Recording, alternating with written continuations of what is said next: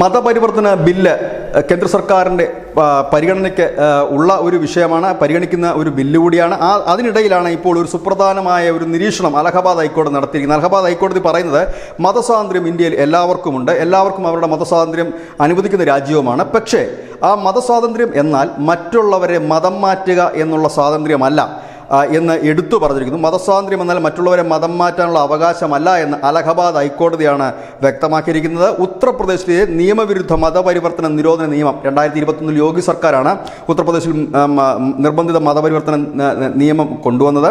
അതിൻ്റെ സെക്ഷൻ 3/5(1) പ്രകാരം മഹാഗഞ്ച് ജില്ലയിൽ രജിസ്റ്റർ ചെയ്ത കേസിലാണ് ഇപ്പോൾ ഈ നിരീക്ഷണം കോടതി നടത്തിയിരിക്കുന്നത്. പട്ടികജാതിക്കാരായ നിരവധി ഗ്രാമീണരെ മതം മാറ്റാൻ ശ്രമിച്ചതാണ് കേസ്.